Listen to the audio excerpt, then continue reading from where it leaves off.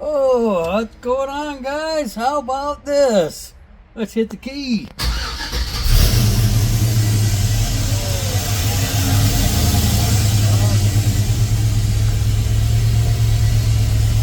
Got our tilt rebuilt column.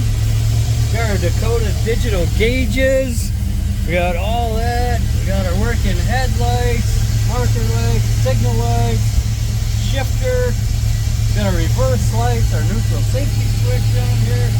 Everything working like a champ.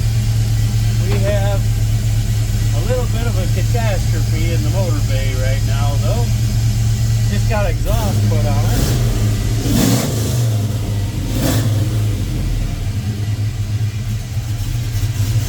Got a nice little cam lobe to it.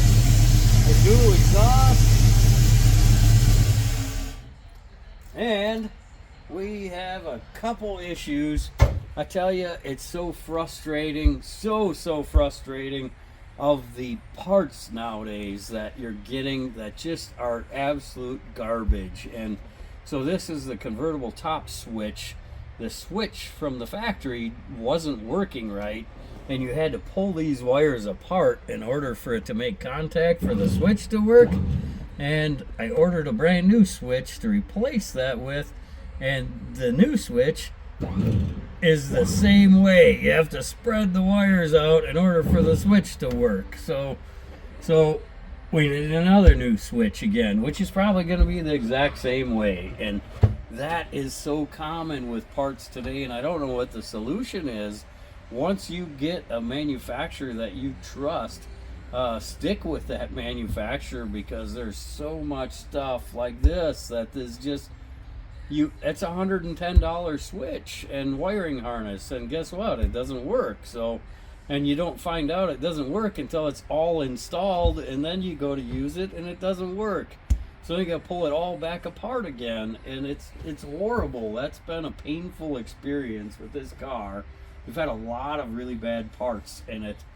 And here's another thing that I did for this car also. This guy, my friend Hugh that owns the car, is a big dude, and he wanted more room in the car, so I took his steering wheel adapter and I machined it down so the screws are almost touching each other on the inside of here, and I moved the steering wheel almost 2 inches farther forward.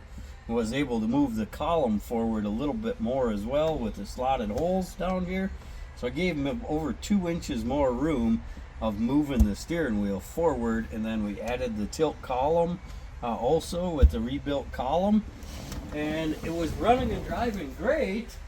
And I drove it for probably 50 miles with open headers on it, and then when he got the exhaust put on it, he pulled into the place and the power steering line hose blew on it, and the power steering fluid puked all over everything in here. Everything is covered in power steering fluid now, and it's just all over everywhere. And again, bitten by terrible quality parts. And I ordered a power steering hose kit, and it comes with the braided hose that's supposedly pressure rated. It made it for 50 miles before the hose got soft and mushy, and it just pushed the fluid right out and just went all over everywhere. So it's super frustrating. It's back here again. We're going to get that new power steering line. I'm just going to get a new one made and have it crimped together so we don't have to deal with this happening again. But this is a super common thing that nowadays there's so many parts out there that are just garbage, and it's our own fault. We just keep buying this stuff up and they just keep making more of it. So it's sad, but it's part of it that you have to deal with, I guess. So, but it runs, it drives, it runs and drives awesome. It's like brand new car.